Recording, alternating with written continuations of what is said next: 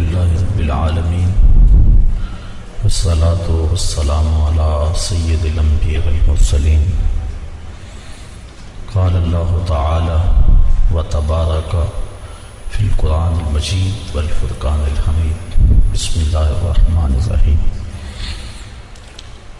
مثل الذين ينفقون أموالهم في سبيل الله كمثل حبة أنبتت 7 سنابل في كل سنبلة 100 حبة والله يضاعف لمن يشاء والله واسع عليم.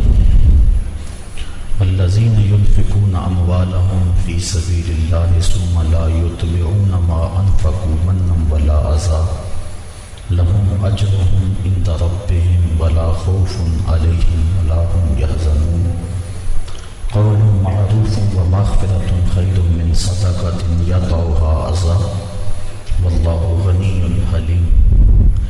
يا أيها الذين آمنوا لا تبطلوا صدقاتكم بالمن والأذى كالذي ينفق ماله رئاء الناس ولا يؤمن بالله واليوم الآخر فمثله كمثل صفوان عليه تراب فأصابه وابل فتركه صلدا لا يقدرون على شيء مما كسبوا والله لا يهدي القوم الكافرين. ومثل الذين ينفقون أموالهم ابتغاء مرضات الله وتثبيتا من أنفسهم كمثل جنة بربوة أصابها وابل فآتت أكلها ضعفين فإن لم يصبها وابل فطل والله بما تعملون بصير.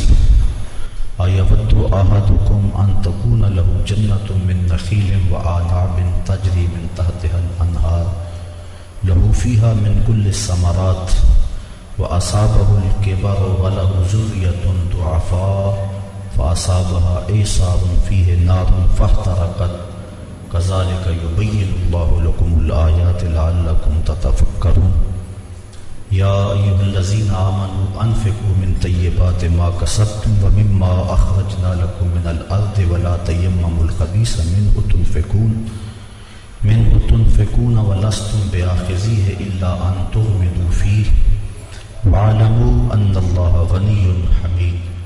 الشيطان يعدكم الفقر ويأمركم بالفحشاء والله يعدكم مغفرة منه وفضلا والله واسع عليم.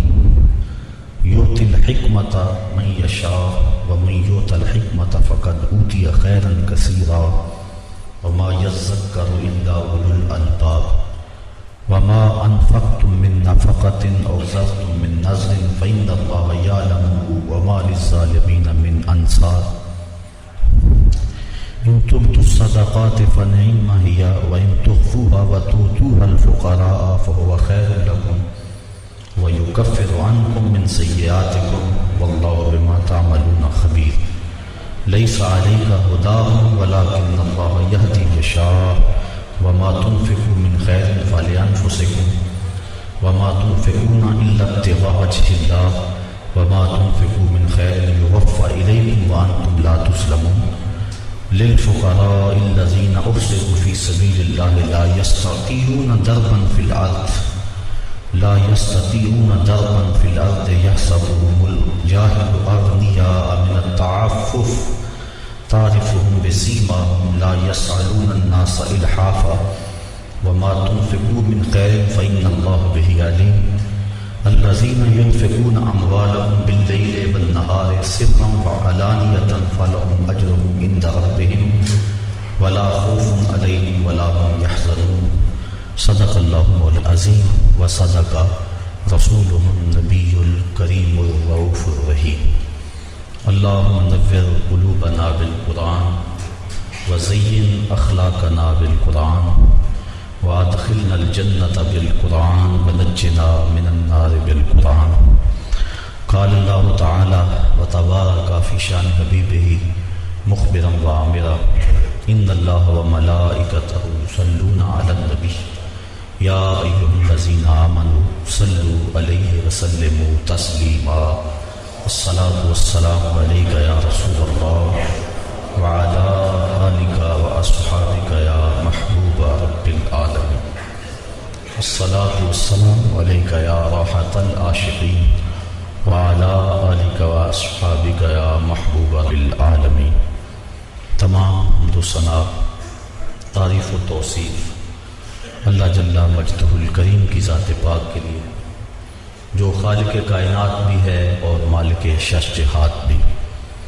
اللہ جل وعلا کی حمد و ثنا کے بعد حضور نبی اکرم شفیع امم رسول محتشم نبی مکرم اللہ کے پیارے امت کے سہارے رب کے محبوب دانائے غیوب مالک عقاب امم فخر عرب و عجم والی کون مکان سیاہ لا مکان سید انس و جان سرور لالا رخاں نیر تاباں سر نشین مہوشاں ماہ خوباں شہنشاہ حسینہ تتمہ دوراں سر خیل زہرہ جمالا جلوہ صبح ازل نور ذات لم یزل باعث اقوین عالم فخر آدم و بنی آدم نیر بطحا رازدار ما اوہا شاہد ما طغا صاحب علم نشرہ معصوم آمنہ احمد مجتبیٰ حضرت محمد مصطفیٰ صلی اللہ علیہ وسلم کے حضور ناز میں اپنی عقیدتوں، ارادتوں اور محبتوں کا خراج پیش کرنے کے بعد انتہائی واجب الاحترام ذوی الاحتشام برادران اسلام، السلام علیکم ورحمۃ اللہ وبرکاتہ۔ سورۃ البقرہ سے کچھ آیات آپ کے سامنے تلاوت کرنے کا شرف حاصل کیا اور انہی کے ضمن و ذیل میں کچھ باتیں آپ کی گوش گزار کروں گا۔ اللہ تعالی جل شانہ کی بارگاہ میں بصمیم قلب دعا ہے کہ میری زبان پہ کلمۃ الحق جاری فرمائے۔ ارشاد فرمایا، مثل الذین ينفقون اموالهم فی سبیل اللہ، ان لوگوں کی مثال جو اپنے مال اللہ کی راہ میں خرچ کرتے ہیں، کا مثل حبۃ، ایک ایسے دانے کی طرح ہے، انبتت سبع سنابل، جس نے 7 بالیں اگائیں، فی کل سنبلۃ مئۃ حبہ، اور ہر بال میں 100 دانے ہیں، واللہ یضاعف لمن یشاء، اللہ جس کے لیے چاہے بڑھا دے، دگنا کر دے، واللہ واسع علیم، اور اللہ تعالی وسعت اور علم والا ہے۔ راہ خدا میں مال خرچ کرنے کی ترغیب دی گئی اور ایک مثال کے ساتھ سمجھایا گیا، جس طرح زمین کی کوکھ میں کسان بیج رکھتا ہے، پھر اس سے 7 بالیں اگتی ہیں، اگاتا تو اللہ ہے، یہاں دانے کی طرف اگانے کی نسبت کی گئی، یہ نسبت مجازی ہے، تو ہر بال میں 100 دانے، ایک بویا 700 مل گئے۔ اسی طرح اللہ کی راہ میں ایک خیرات کرو گے، اللہ 700 عطا فرمائے، اور فرمایا اگر وہ چاہے تو اس سے بھی بڑھا دے۔ قرآن مجید نے مختلف مقامات پر راہ خدا میں خرچ کرنے کے اجر و ثواب کا تذکرہ فرمایا۔ کہیں فرمایا کہ کوئی میرے راستے میں 1 لائے گا تو میں 10 گنا دوں گا، یہاں فرمایا کہ 700 گنا، اللہ چاہے تو اس کو بھی دوہرا کر دے، اس کو بھی 2 گنا کر دے، اور ایک تیسرے مقام پہ فرمایا کہ اس کی راہ میں خرچ کرنے والوں کو وہ بغیر حساب کے عطا فرماتا ہے۔ کہیں فرمایا 10 گنا دیتا ہے، کہیں فرمایا 700 گنا دیتا ہے، کہیں فرمایا بغیر حساب کے دیتا ہے۔ تو علماء تفسیر فرماتے ہیں جو اس کی راہ میں حساب سے دے، اللہ تعالیٰ اس کو حساب سے اس کا اجر دیتا ہے، اور جو اس کے راستے میں یوں ہی بے حساب دے اللہ اسے بھی بے حساب اجر عطا فرماتا ہے۔ دوسری بات علماء فرماتے ہیں یہاں خلوص کی بات ہے کہ جتنا گڑ ڈالیں گے اتنا ہی میٹھا ہوگا، جس کا جتنا خلوص ہے اللہ اسے اتنا عطا فرمائے گا، کسی کو 10 گنا، کسی کو 700 گنا، اور جس کا خلوص بہت سارا ہے اللہ اسے بغیر حساب کے عطا فرماتا ہے۔ اور تیسرا قول مفسرین اس آیت کریمہ کی تشریح میں بیان فرماتے ہیں کہ یہ دینے والے کی کیفیت پہ منحصر ہے کہ دینے والے کی کیفیت اور حیثیت کیا ہے۔ مثال کے طور پہ ایک شخص کروڑ پتی ہے، وہ راہ خدا میں ایک فقیر کو 2 روٹیاں دیتا ہے، اور ایک متوسط حیثیت کا مالک ہے وہ بھی راہ خدا میں 2 روٹیاں دیتا ہے، اور ایک جس کے پاس کل کائنات 2 روٹیاں ہیں اور کچھ ہے ہی نہیں، فقیر آ گیا اس نے بھی 2 روٹیاں دے دی، تو تینوں نے 2 روٹیاں، لیکن ہر ایک کی حیثیت کا فرق ہے۔ تو پہلے کو اللہ 10 گنا دیتا ہے، دوسرے کو 700 گنا دیتا ہے، اور تیسرے جس نے ساری کمائی لٹا دی اللہ اس کو بغیر حساب کیا تھا۔ تو کہا جس طرح زمین میں کوئی بیج بو تو وہ 700 گنا اس کو اٹھاتے ہو، ایسے ہی میری راہ میں جو تم خرچ کرو گے میں 700 گنا تمہیں عطا فرماؤں گا، اور اللہ چاہے تو 2 گنا کر دیتا ہے۔ اللہ تعالیٰ جل شانہ نے یہاں راہ خدا میں خرچ کرنے کی مثال کھیتی باڑی سے دی۔ امام ترمذی نے روایت نقل کی ہے، آقا کریم علیہ السلام نے ارشاد فرمایا التمس الرزق فی خبایا الارض، اپنا رزق زمین کی تہوں سے تلاش کرو۔ تو علماء فرماتے ہیں کہ اس مثال سے یہ ثابت ہوا کہ کھیتی باڑی کرنا بڑی فضیلت والا کام ہے، اور امام قرطبی نے الجامع لاحکام القرآن کے اندر اس آیت کریمہ کی تشریح میں لکھا ہے کھیتی باڑی کرنا فرض کفایہ ہے، اگر ساری قوم یہ کام چھوڑ دیتی ہے تو حاکم کے اوپر لازم ہے کہ وہ کچھ لوگوں کو مجبور کرے کہ وہ کھیتی باڑی کریں، یہ فروض کفایہ میں سے ہے۔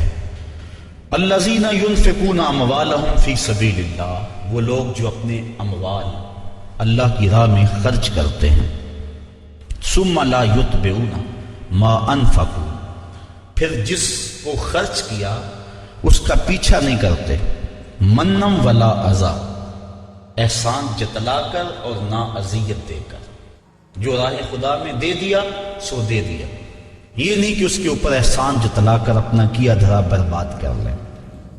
من اور اذا ان دونوں چیزوں سے منع کر دیا گیا، احسان بھی نہ جتلایا جائے، اذیت بھی نہ دی جائے، اذیت ذہنی طور پہ بھی کسی کو شاک نہ پہنچایا جائے کہ اس کو کہیں کہ جناب یہ اس کے پاس اب اتنی دولت ہے، ہمارے گھر سے اس کو جاگ لگی تھی، کوئی پوچھنے والا نہیں تھا، ہم نے مدد کی اس کی، تو یہ اس کو اذیت دینے کے مطابق ہے۔ بلکہ حضرت زید بن اسلم رضی اللہ تعالیٰ عنہ فرماتے ہیں کہ جب کسی کو تم نے خیرات دی ہو اور وہ تمہیں بازار میں راستے میں ملے اور آپ اس کو السلام علیکم کہیں تو وہ اس میں بھی ثقل اور بوجھ محسوس کرتا ہو تو کہا اس سے ترک کر دینا چاہیے سلام کہنا بھی، کہ یہ بھی اس کی اذیت کا باعث ہوگا۔ تو آج تو ہم کسی کو خیرات دے کر اس کی غربت کا اشتہار لگا دیتے ہیں، پہلے کہا کرتے تھا نیکی کا دریا میں ڈال، اب ہم کہتے ہیں نیکی کر اخبار میں ڈال۔ نیکی کی اور کسی غریب کو اگر ہم نے خیرات بھی دی، عید پیکج بھی دیا، تو پھر 7-8 اخباروں میں جب تک تصویر نہ چھپے اتنی دیر تک تسکین نہیں ملتی۔ غریبوں کی غربت کا مذاق اڑاتے ہو، تمسخر کرتے ہو، اس انداز سے دو کہ ان کی عزت نفس مجروح نہ ہو۔ تو نہ من اور نہ اذا، کسی طرح سے ان کی اذیت کا سامان نہ بنو۔ لہم اجرہم عند ربہم، وہ لوگ جو اذیت اور احسان جتلائے بغیر خیرات کرتے ہیں ان کا اجر اللہ کے ہاں ہے، اور نہ انہیں کوئی خوف ہے اور نہ وہ غمگین ہو۔ قول معروف ومغفرۃ خیر من صدقۃ یتبعها اذی، اچھی بات کہہ دینا اور درگزر کرنا اس خیرات سے بہتر ہے جس کے پیچھے اذیت لگی ہو۔ اگر تم کسی کو خیرات نہ دو بلکہ اچھا کلمہ کہہ دو، کلمہ خیر کہہ دو، اور درگزر کر لو، تو یہ اس خیرات دینے سے بہتر ہے جس کے بعد اذیت لگ جائے اور تم اس کو اذا دو اور تکلیف پہنچاؤ۔ واللہ غنی حلیم، اور اللہ تعالیٰ غنی اور حلم والا ہے۔ یا ایھا الذین آمنوا، اے ایمان والو، لا تبطلوا صدقاتکم بالمن والاذی، ایمان والو اپنے صدقے کو باطل نہ کرو احسان رکھ کر اور ایذا دے کر، اذیت پہنچا کر۔ کالذی ینفق مالہ رئاء الناس، اذیت دینا اور احسان جتلانا یہ اس شخص کے صدقے کی طرح ہے جو اپنا مال لوگوں کے دکھاوے کے لیے خرچ کرتا ہے۔ وَلَا يُؤْمِنُ بِاللَّهِ وَالْيَوْمِ الْآخِرِ، اللہ پر بھی یقین نہیں رکھتا اور پچھلے دن پر بھی یقین نہیں رکھتا۔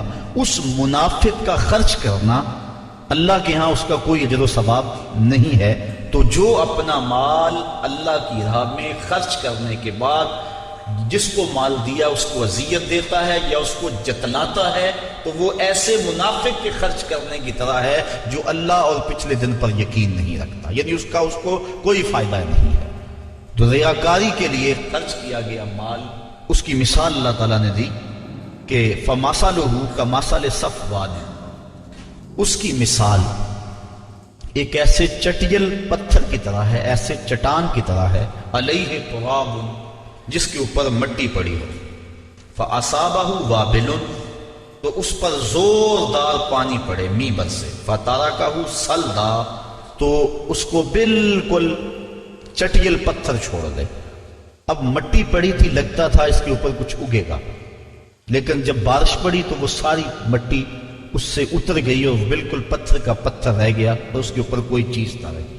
تو جو ریاکاری کے لیے عمل کیا جاتا ہے اس کو اس مثال سے بیان کیا گیا کہ اس کی ذات پتھر کی طرح ہے اور جو عمل کیا وہ مٹی کی طرح نظر آ رہا ہے، اور کل قیامت کا دن موسلادھار بارش کی صورت میں ہے، اور اس سے وہ عمل ختم ہو جائے گا، اور جب وہ دیکھے گا تو اس کے پلے کوئی عمل نہیں ہوگا۔ جس طرح چٹیل چٹان ہے اور اس کے اوپر کچھ نہیں ہے، تو وہ اپنے نامہ اعمال کے اندر ریاکاری کے لیے جو عمل کیا گیا ہے وہ اس کو نہیں دیکھے گا، اور دیکھے گا کہ بالکل اس کا نامہ اعمال صاف پڑا ہوا ہے اور وہاں کچھ بھی موجود نہیں ہے۔ وہ گمان کرتا تھا میں نے یہ کیا یہ کیا یہ کیا، لیکن یہ بھول گیا تھا کہ سب کچھ ریاکاری کے لیے کیا، لوگوں کے دکھلاوے کے لیے کیا۔ تو کل قیامت کے دن نامہ اعمال میں وہ نیکیاں تلاش کرے گا تو وہ نیکیاں نہیں ملیں گی۔ ریاکاری کو شرک اصغر کہا گیا، کسی عمل کو شرک نہیں کہا گیا ریاکاری کے علاوہ۔ یہ چھوٹا شرک ہے، اللہ کے علاوہ کسی اور کی رضا جوئی کے لیے، کسی اور سے داد لینے کے لیے، کسی اور سے نفع حاصل کرنے کے لیے بندہ عمل کرتا ہے، تو اس کو شرک کہا گیا۔ حدیث میں آتا ہے کل قیامت کے دن ایک شہید، ایک عالم قاری اور ایک سخی، تینوں کو اللہ کی بارگاہ میں پیش کیا جائے گا، اور وہ اپنے اچھے اعمال کی اللہ سے جزا چاہیں گے۔ شہید کہے گا میں نے اپنی جان جیسی متاع عزیز تیری بارگاہ میں قربان کر دی۔ اللہ تعالیٰ ارشاد فرمائے گا تو نے اس لیے جان قربان کی کہ لوگ تجھے بہادر کہیں، 100 لوگوں نے کہہ لیا میرے لیے تو نے جان قربان نہیں کی، لہٰذا میرے ہاں تیرا کوئی اجر نہیں ہے۔ پھر عالم کہے گا میں نے تیرا قرآن پڑھا، لوگوں کو سنایا، ساری زندگی خدمات دین کرتا رہا۔ اللہ تعالیٰ ارشاد فرمائے گا کہ تو نے اس لیے کیا کہ لوگ تجھے داد دیں، تیری شہرت ہو، تیری عزت بڑھے، وہ بڑھ گئی۔ دنیا نے تجھے بڑا پروٹوکول دیا، بڑا اعزاز دیا، بڑی تقریب دی، میرے لیے تو نے یہ سب کچھ نہیں کیا تھا، لہٰذا میرے ہاں تیرا کوئی اجر نہیں ہے۔ پھر اس کے بعد سخی پیش ہوگا، عرض کرے گا مالک میں نے اپنی دولت تیری بارگاہ میں پیش کر دی، دولت کا خرچ کرنا نفس پہ انتہائی شاق ہے، تو میں نے اس کو تیری راہ میں خرچ کیا، مجھے اس کا صلہ اور اس کی جزا دی جائے۔ اللہ تعالیٰ ارشاد فرمائے گا تو نے دولت اس لیے خرچ کی کہ لوگ تجھے سخی کہیں، تیری سخاوت کی دھوم مچے، تیری سخاوت کی دھوم مچ گئی، تجھے سخی کہا گیا، تو بڑا سماجی کارکن کہلایا، لیکن تو میری رضا کے لیے نہیں کیا تھا، لوگوں سے داد وصول کرنے کے لیے یہ سب کچھ کیا تھا۔ اخبار میں تیری تصویریں بھی چھپی، تجھے میڈل بھی دیے گئے، تجھے اعزاز و تکریم سے بھی نوازا گیا، تجھے سخی کہا گیا، تو نے میرے لیے یہ کچھ نہیں کیا تھا، لہٰذا میرے پاس تیرے اس عمل کی کوئی جزا نہیں ہے۔ تو اس طرح فرمایا کہ سخی بھی، شہید بھی اور وہ قاری بھی جو اللہ کی بارگاہ میں اپنے عمل لے کے پیش ہوں گے، ان کو کوئی جزا نہیں دی جائے گی۔ مومن جو عمل کرتا ہے اس کا مقصد اللہ کی رضا ہونا چاہیے تو اجر ہے، ورنہ پانی کے اوپر لگائی گئی لکیر کی طرح کچھ بھی نہیں ہوتا، وہ عمل ضائع ہو جاتا ہے۔ تو اللہ تعالیٰ جل شانہ نے فرمایا کہ ایسے ہے اس ریاکار کی مثال جس طرح پتھر کے اوپر گرد پڑی ہو اور موسلا دار بارش برسے تو وہ گرد ختم، پتھر کا پتھر۔ اسی طرح وہ سمجھتا ہے کہ میرے نامہ اعمال میں یہ نیکی ہے، لیکن جب قیامت کا دن آئے گا تو نامہ اعمال میں کوئی نیکی موجود نہیں ہوگی، پھر ڈاڈا پچھتاوا ہوگا۔ واللہ لا یہدی القوم الکافرین، اللہ کافر قوم کو ہدایت نہیں دیتا۔ وَمَثَلُ الَّذِينَ يُنْفِقُونَ أَمْوَالَهُمُ ابْتِغَاءَ مَرْضَاتِ اللَّهِ، یہ تو ان کی مثال تھی جنہوں نے ریاکاری کے لیے مال خرچ کیا، اور یہ اس کی مثال ہے جو اپنے مال اللہ کی رضا کے لیے خرچ کرتے ہیں، مقصد رب راضی ہو جائے، مقصود ہے۔ وَتَثْبِيتًا مِنْ أَنفُسِهِمْ، اور اپنے دل جمانے کو کہ ان کا دل استقلال کا نور حاصل کر جائے۔ چونکہ مال کا خرچ کرنا، میں نے عرض کیا کہ نفس پہ بڑا شاق ہے، لیکن جب انسان مال کو راہ خدا میں خرچ کرتا ہے نفس پہ گرانی آتی ہے، لیکن اس کا مقصد اگر رضا الہی ہو تو پھر اس گرانی کے بعد اس کو ایک لذت آنا شروع ہو جاتی ہے، ایک حظ اور ایک لطف ہے، اور وہ اس عبادت کا، خرچ کرنے کی عبادت کا نور ہے جو اس کے دل میں اترتا ہے۔ پھر اس کا جی چاہتا ہے میں اور راہ خدا میں خرچ کروں، تو پھر وہ اور کرتا ہے۔ اس کا دل اس کے اوپر اس تشویش کا اظہار نہیں کرتا جو پہلی مرتبہ خرچ کرنے میں اس کے دل نے کہا۔ تیرے بچے چھوٹے چھوٹے ہیں، کاروبار اگر آگے چاہ کے ختم ہو گیا تو پیسے جمع ہوں گے تو کام آئیں گے، یہ ساری دلیلیں جو نفس دیتا تھا اب وہ دلیلیں چھوڑ دیتا ہے، دل تثبیت پا جاتا ہے، دل استقلال کی دولت پاتا ہے۔ پھر وہ تیسری مرتبہ خرچ کرتا ہے، اس کو خرچ کرنے میں لذت ملتی ہے، اور وہ لذت پھر اس کی زندگی کا سرمایہ بن جاتی ہے۔ وہ سارا مال بھی خرچ کر دے، اسے کوئی پرواہ نہیں ہوتی۔ حضرت سیدنا صدیق اکبر رضی اللہ تعالیٰ عنہ کی مثال ہمارے سامنے ہے، جو اس مرتبے کے اندر درجہ کمال پر پہنچے کہ سارا مال قدموں میں ڈھیر کر دیا۔ آقا کریم نے پوچھا ما اب کہتا لأہلک یا ابو بکر، ابو بکر گھر والوں کے لیے کیا چھوڑا؟ تو کہا اب کہتو لہم اللہ ورسولہ، حضور میرے سامنے بھی آپ ہیں، میرے گھر بھی آپ ہیں۔ وہ اپنے نام لیواؤں کو تنہا چھوڑتے کب ہیں، جہاں ہم دم نہ ہو کوئی وہاں سرکار ہوتے ہیں۔ اللہ اکبر، یہ ہے وہ استقلال۔ جب یہ آیت نازل ہوئی نا من ذا الذی یقرض اللہ قرضا حسنا، کون ہے جو اللہ کو قرض حسنا دے؟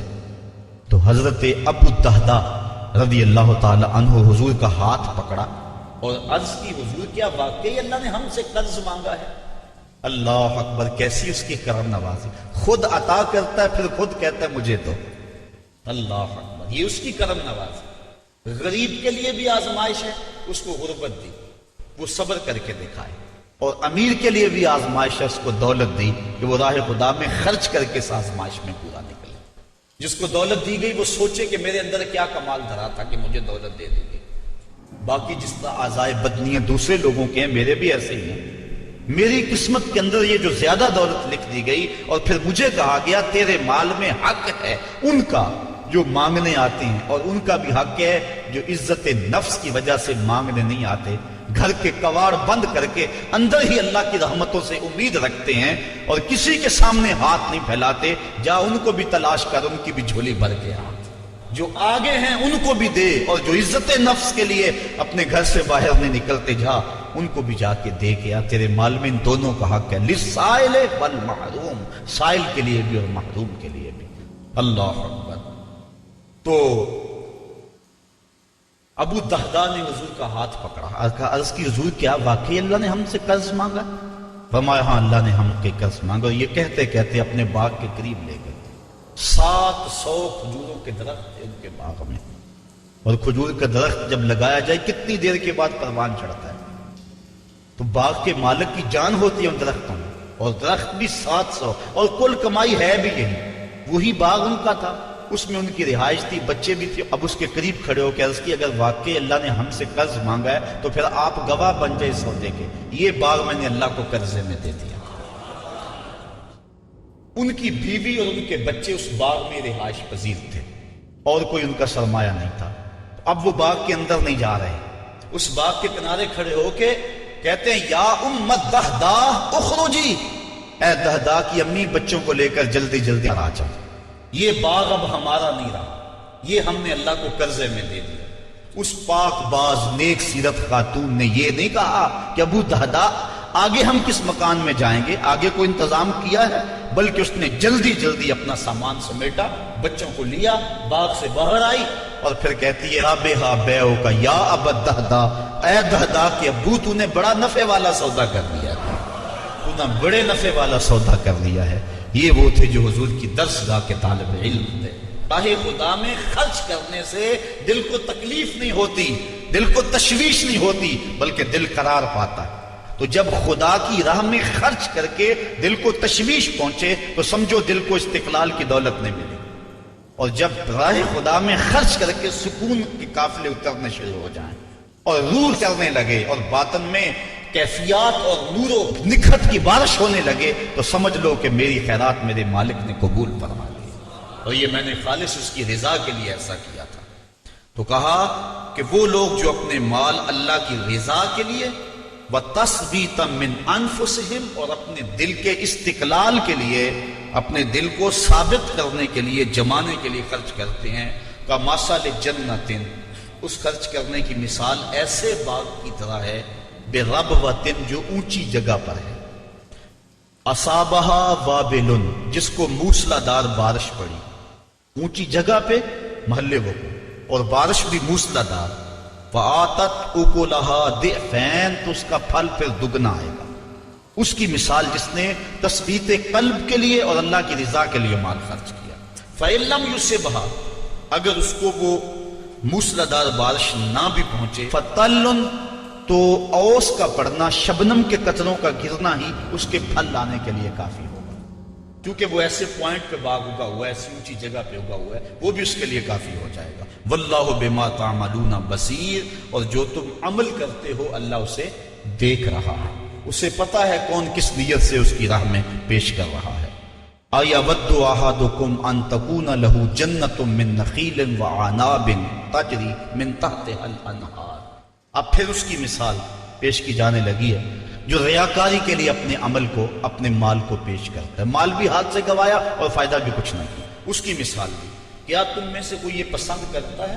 یہ استفہام انکاری ہے، یعنی کوئی پسند نہیں کرتا.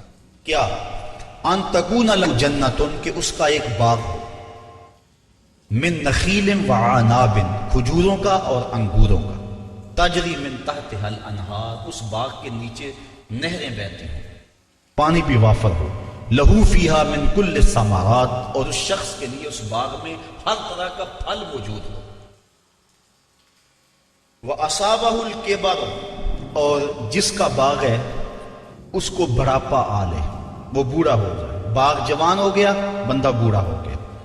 وَلَهُ ذُرِّيَّةٌ ضُعَفَاء اور اس کے بچے چھوٹے چھوٹے، بچے چھوٹے ہیں، آپ بوڑھا ہے، باغ جوان ہو گیا اور باغ میں بھی ہر شے ہے.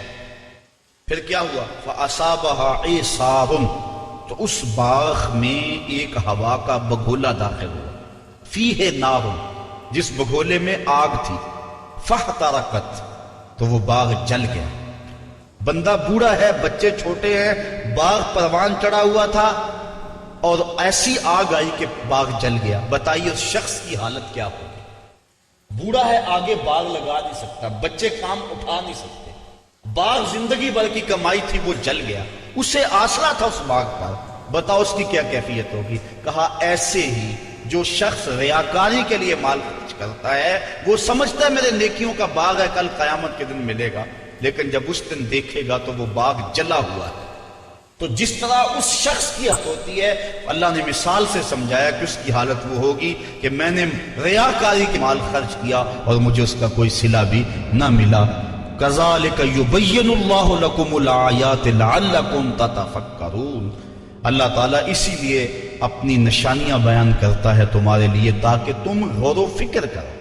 ایک درہم بھی خرچ کرنے لگو تو دیکھو کہ دل میں ریا تو نہیں آ رہی. بڑی محنت سے پیسہ کمایا جاتا ہے، خون اور پسینے کی کمائی ہوتی ہے اور اس کو یوں ہی نہ اڑا دو.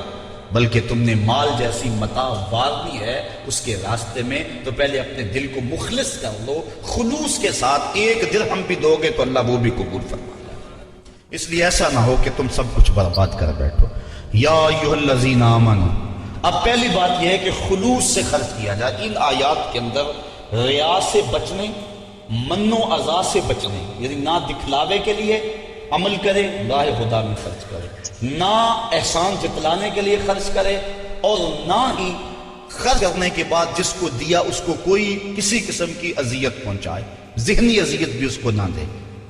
اور اب جو خرچ کر رہا ہے یہ اگر کیفیات ہو گئی تو اب خرچ کر رہا ہے تو خرچ کرے کون سا؟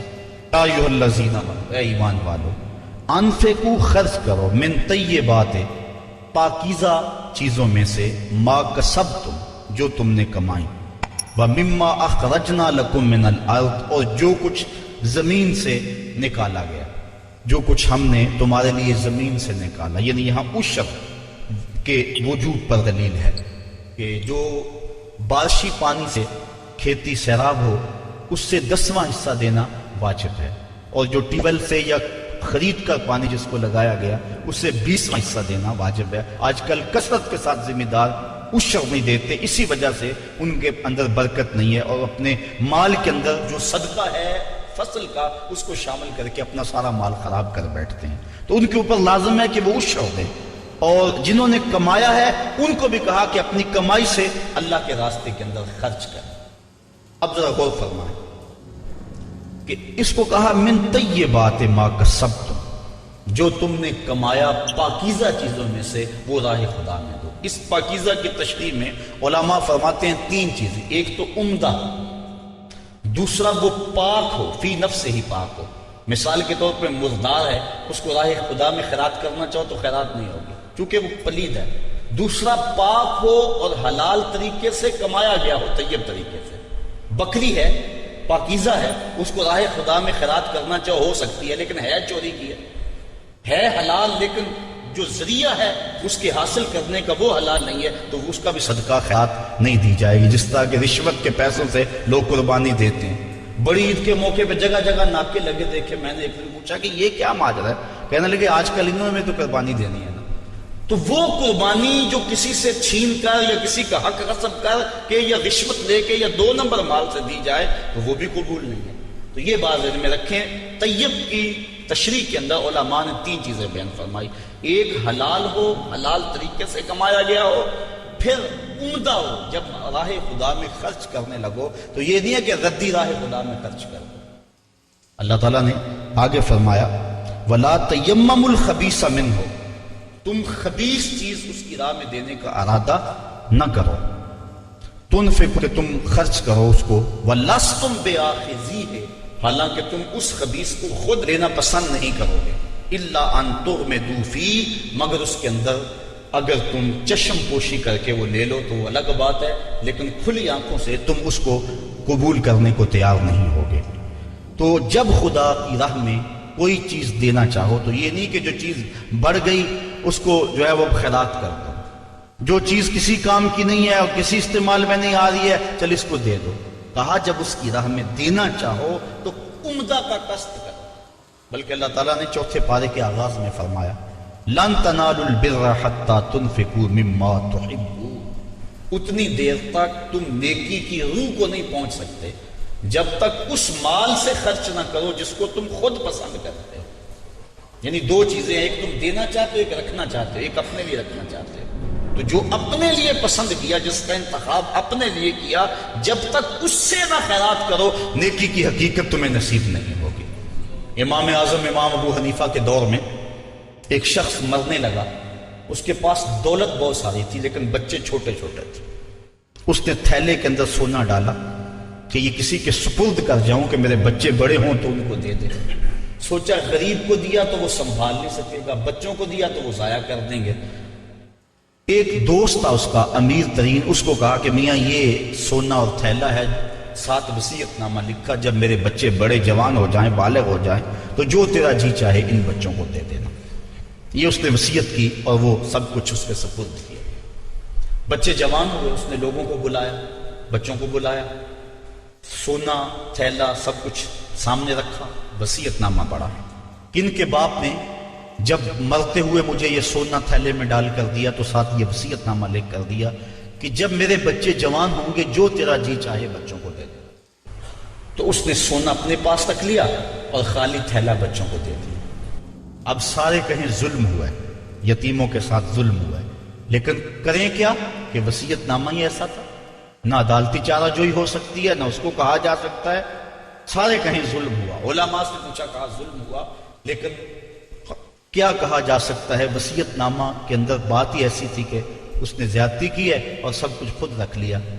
امام اعظم امام ابو حنیفہ سراج الامہ امام الائمہ، آپ کی خدمت میں لوگ حاضر ہوئے کہ یوں یتیموں کے ساتھ یہاں زیادتی ہوئی، لیکن وصیت نامے کی عبارت اس طرح کی تھی، اس لیے کوئی بول بھی نہیں سکتا۔ آپ کو ارشاد فرمائے، کہا دوبارہ سب لوگوں کو جمع کر لو، اسے بھی بلا لو، بچوں کو بھی بلا لو۔ بلا لیا گیا، کہا میاں وصیت نامہ پڑھو۔ وصیت نامہ پڑھا گیا کہ یہ سونا ہے، تھیلے میں ڈال کے تجھے دے رہا ہوں، جب میرے بچے جوان ہو جائیں گے جو تیرا جی چاہے وہ بچوں کو دے دینا۔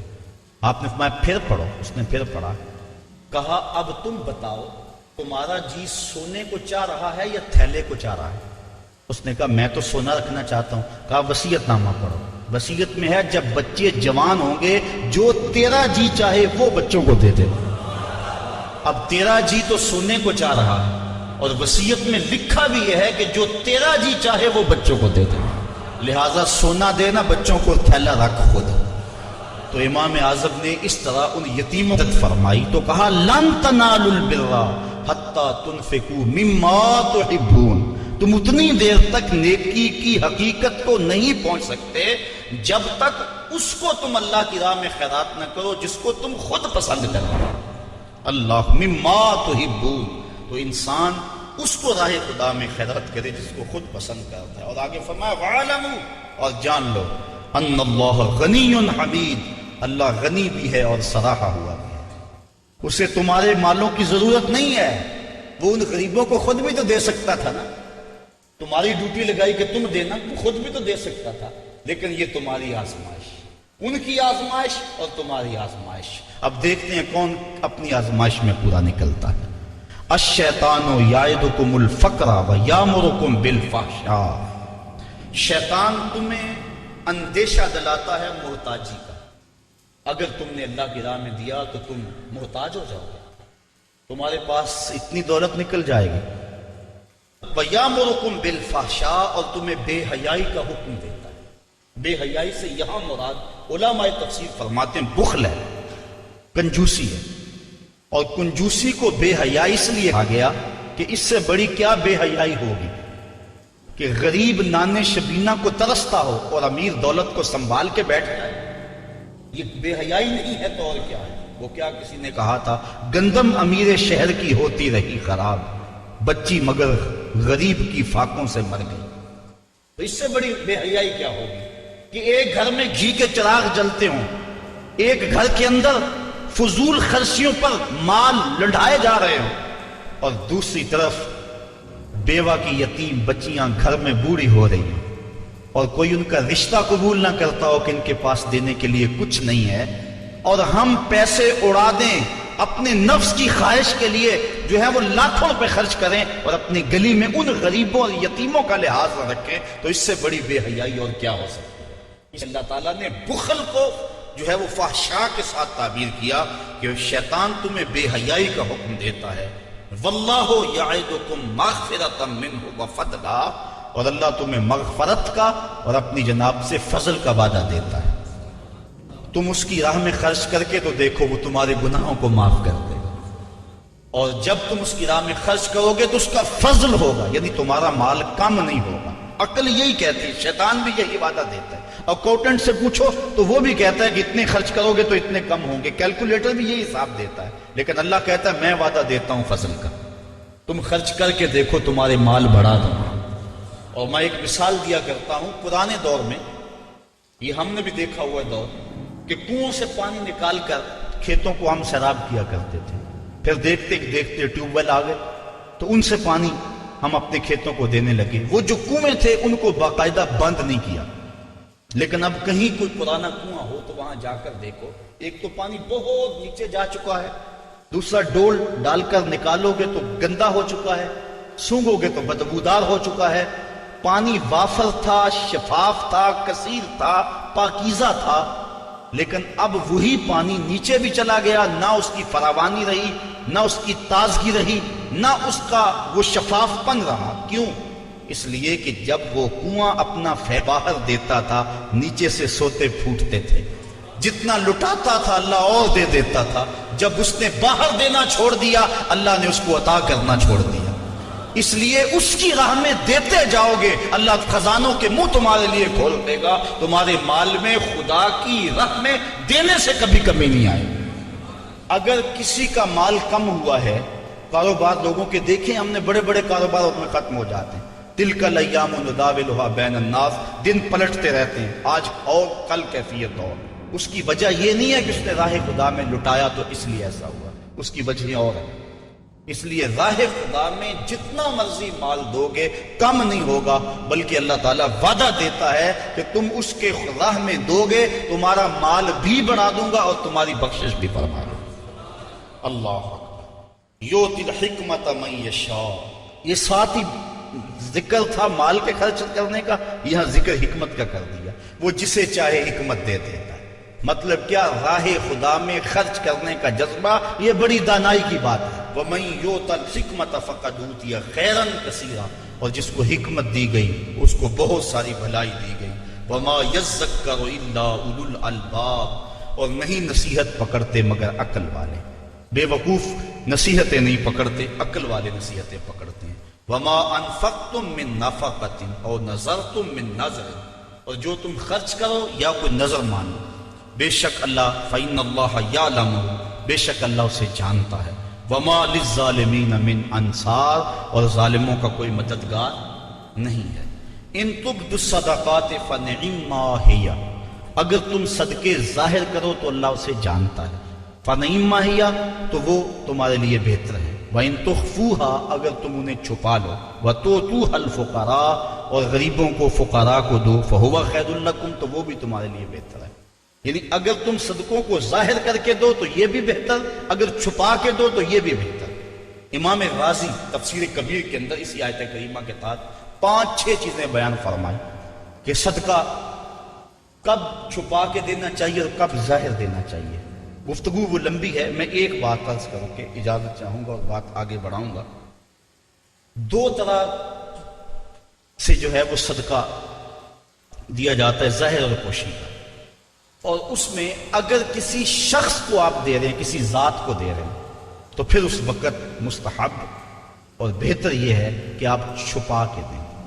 کسی کی مدد ذاتی طور پہ کر رہے ہیں، غریب ہے، بیوہ ہے، یتیم ہے، تو پھر اس کی غربت کا اشتہار نہ لگائیں، پھر بہتر ہے کہ چھپ کے دیں۔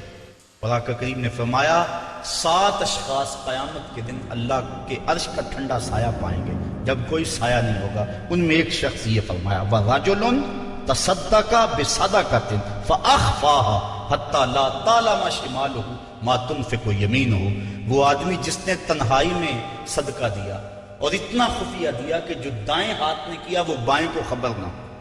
فرمایا کل قیامت کے دن جب کوئی سایہ نہیں ہوگا اللہ اسے اپنے عرش کا ٹھنڈا سایہ نصیب فرمائے، اور جو عرش کے سائے تلے ہوگا قیامت کی تکلیف سے محفوظ ہوگا، جو عرش کے سائے تلے ہوگا وہ قیامت کی پریشانیوں سے محفوظ ہوگا، جو عرش کے سائے تلے ہوگا اس کو جام کوثر ضرور دیا جائے گا، اور جو ایک گھونٹ بھی پی لے گا 50,000 سال کے دن میں اسے کبھی بھی پیاس نہیں لگی۔ تو جس نے اپنے صدقے کو خفیہ دیا، دائیں نے دیا بائیں کو خبر نہ، اللہ اکبر۔ بلکہ علماء اس کی تشریح میں لکھتے ہیں کہ جس کو صدقہ دیا جا رہا ہے بہتر ہے کہ اس کو بھی خبر نہ ہو، اس انداز سے اس کے گھر میں پھینک آؤ کہ اسے بھی پتہ نہ ہو کہ میرے اوپر کون مہربانی کر گیا۔ اللہ اکبر۔ اگر ایسا ہو تو یہ انتہائی خفیہ حالت ہے۔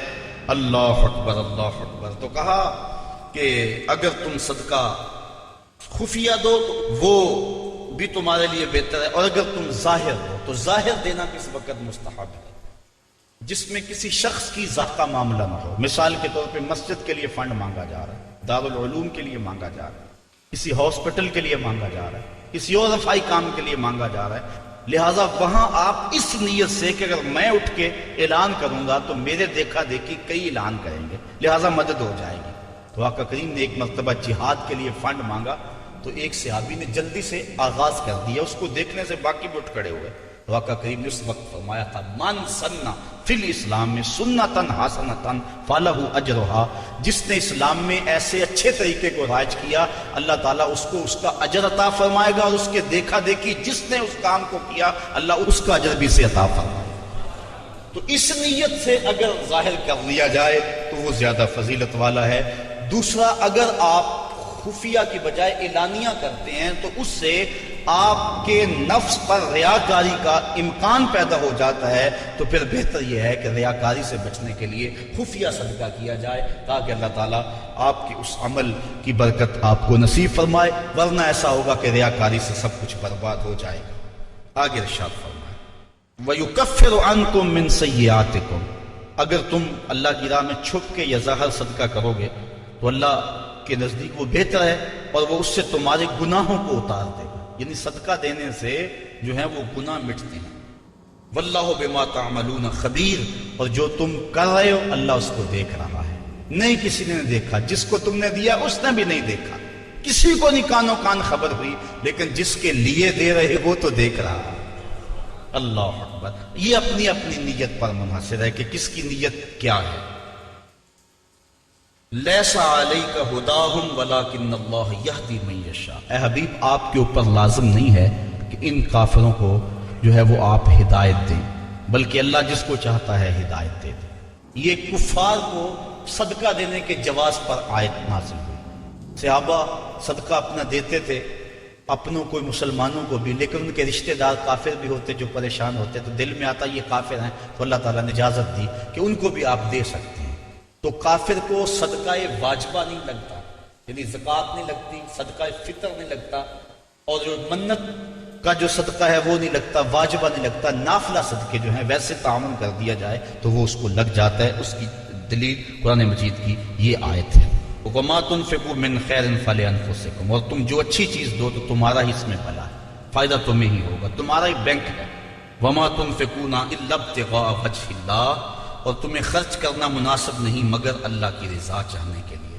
وَمَا تُنْفِقُوا مِنْ خَيْرٍ يُوَفَّى إِلَيْكُمْ، اور جو مال تم خدا کی راہ میں دو گے اس کا تمہیں پورا پورا اجر ملے گا۔ وَأَنْتُمْ لَا تُظْلَمُونَ، تمہارے سے ظلم نہیں کیا جائے گا، جدیہ اس کا پورا پورا اجر ملے گا۔ لِلْفُقَرَاءِ الَّذِينَ أُحْصِرُوا فِي سَبِيلِ اللَّهِ، یہ کہا کہ کافروں کو تم صدقہ دے سکتے ہو، لیکن فرمایا تمہارے صدقے کے زیادہ حقدار وہ ہیں۔ کون؟ لِلْفُقَرَاءِ الَّذِينَ، وہ فقیر لوگ، احسروا فی سبیل اللہ، جو اللہ کی راہ کے اندر رکے ہوئے۔ اس سے مراد احسروا فی سبیل اللہ سے مراد مفسرین نے اصحاب صفہ لیے۔ یہ 400 کے قریب صحابہ تھے، 300 سے لے کر 400 تک ان کی تعداد مختلف روایات میں آئی ہے۔ جو مسجد نبوی میں رہتے تھے، ان کا نام کوئی گھر تھا نہ ان کے اہل تھے، بس سارا دن مسجد نبوی میں رہتے۔ حضور نے ان کے لیے ایک چبوترا بنوا دیا جس کو صفہ کا چبوترا کہا جاتا ہے، تو وہ اس پہ بیٹھے رہتے، حضور کے انتظار میں رہتے۔ آقا کریم آتے تو وہ حضور سے دین سیکھتے، بلا تعین اوقات حضور سے دین سیکھتے۔ کسی غزوے پر حضور ان کو چاہتے تو ساتھ لے جاتے، کسی سرایہ پہ بھیجتے تو وہ حضور کے حکم کی جو ہے وہ تعمیل کرتے۔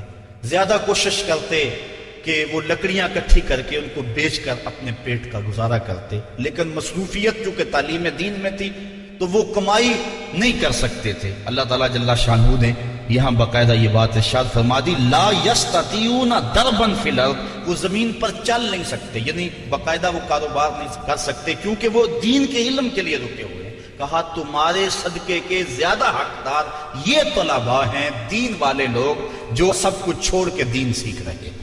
یحسبهم الجاہل اغنیاء من التعفف، سوال نہ کرنے کی وجہ سے اس کو ناواقف آدمی سمجھتے ہیں یہ تو بڑے ٹھیک ٹھاک ہیں، یہ تو غنی ہے، چونکہ ہر بندہ اندر نہیں جھانک سکتا۔ وہ کیا کسی نے کہا تھا نا، ہستی پلکوں کے نیچے غم بھی پلتے ہیں، ہستی پلکوں کے نیچے غم بھی پلتے ہیں، مگر کون دیکھتا ہے اتنی گہرائی میں۔ تو وہ بظاہر ان کے چہرے مورے ایسے ہیں کہ لگتا یہ ہے کہ یہ بڑے ٹھیک ٹھاک، ضرورت ہی نہیں ہے، لیکن مالداروں کے اوپر لازم ہے کہ ان کو بھی تلاش کریں جو مانگتے نہیں اور ان کے گھر جا کے ان کی اعانت کر کے آئیں۔